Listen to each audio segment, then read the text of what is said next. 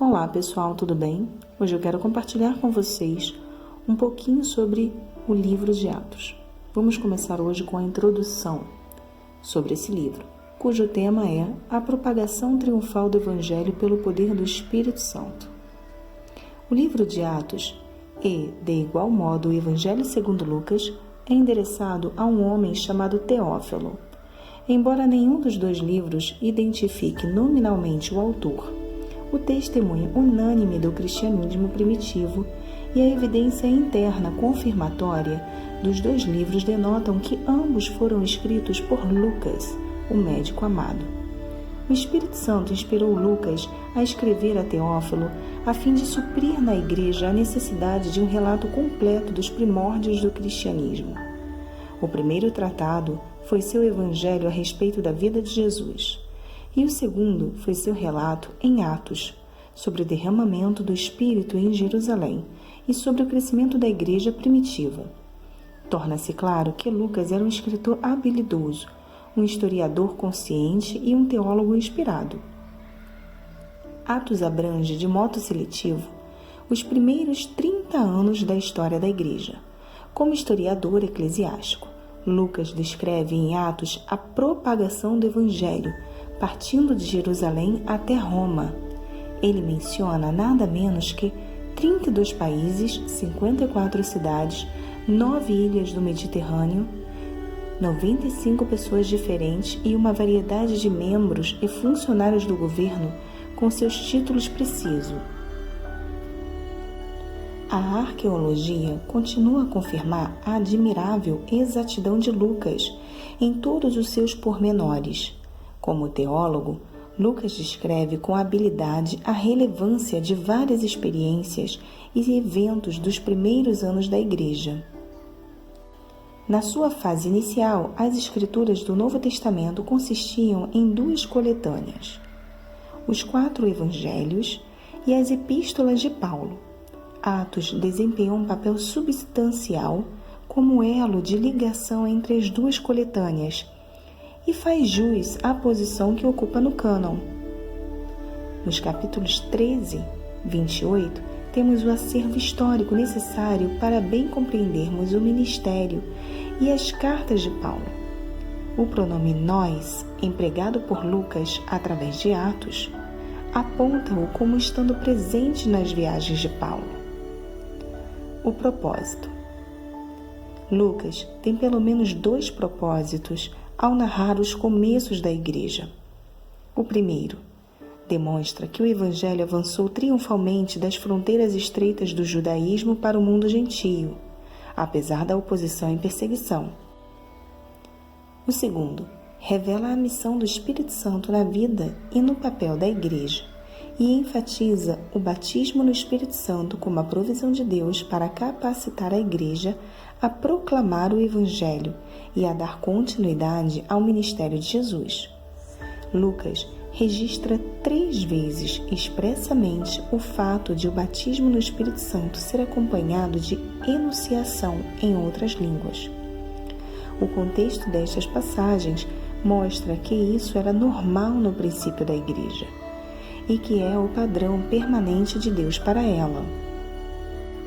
Enquanto o Evangelho segundo Lucas relata tudo o que Jesus começou, não só a fazer, mas a ensinar, Atos descreve o que Jesus continuou a fazer e a ensinar depois de sua ascensão, mediante o poder do Espírito Santo, operando em e através dos seus discípulos e da igreja primitiva. Ao ascender ao céu, a última ordem de Jesus aos discípulos foi para que permanecessem em Jerusalém, até que fossem batizados no Espírito Santo. O versículo-chave de Atos contém um resumo teológico e geográfico do livro. Jesus promete aos discípulos que receberão poder quando o Espírito Santo vier sobre eles, poder para serem testemunhas em Jerusalém, em toda a Judéia e Samaria e até aos confins da terra. Nos capítulos 1 a 12, o centro principal irradiador da igreja é Jerusalém. Aqui, Pedro é o mais destacado instrumento usado por Deus para pregar o Evangelho. Nos capítulos 13 a 28, o centro principal de irradiação passou a ser Antioquia da Síria, onde o instrumento de maior realce nas mãos de Deus foi Paulo, para levar o evangelho aos gentios. O livro de Atos termina de modo repentino, com Paulo em Roma, aguardando o julgamento perante César. Mesmo com o resultado do referido julgamento ainda pendente, o livro termina de modo triunfante, estando Paulo prisioneiro, porém cheio de ânimo e sem impedimento para pregar e ensinar acerca do reino de Deus e do Senhor Jesus. Características especiais do livro de Atos. 9 principais destaques assinalam o livro de Atos. 1. A Igreja. Atos revela a origem do poder da Igreja e a verdadeira natureza da sua missão, juntamente com os princípios que devem norteá-la em todas as gerações. 2. O Espírito Santo. A terceira pessoa da Trindade é mencionada 50 vezes. O batismo no Espírito Santo e o seu ministério outorgam poder, ousadia, santo temor a Deus, sabedoria, direção e dons espirituais. 3. Mensagem da Igreja primitiva. Lucas relata com habilidade os ensinos inspirados de Pedro, Estevão, Paulo, Tiago e outros, apresentando assim um quadro da igreja primitiva não encontrado noutro lugar do Novo Testamento. 4.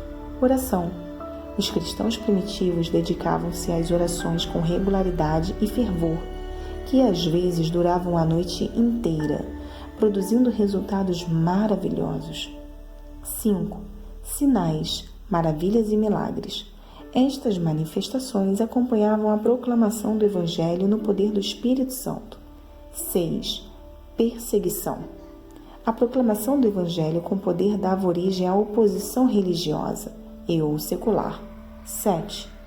A ordem judaica gentia. Do começo ao fim de Atos, o Evangelho alcança primeiro os judeus e depois os gentios. 8. As mulheres. A menção especial às mulheres dedicadas à obra contínua na Igreja. 9. Triunfo. Barreira alguma nacional, religiosa, cultural ou racial, nem oposição ou perseguição puderam impedir o avanço do Evangelho. Conclusão do livro de Atos.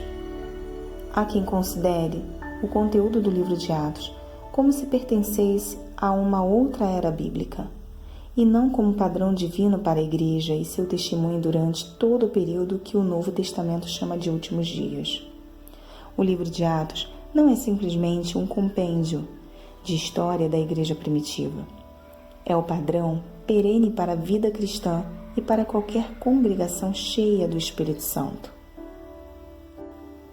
Os crentes devem desejar, buscar e esperar, como norma para a Igreja atual, todos os fatos vistos no ministério e na experiência da Igreja do Novo Testamento. Esses fatos são evidentes quando a Igreja vive na plenitude do poder do Espírito Santo.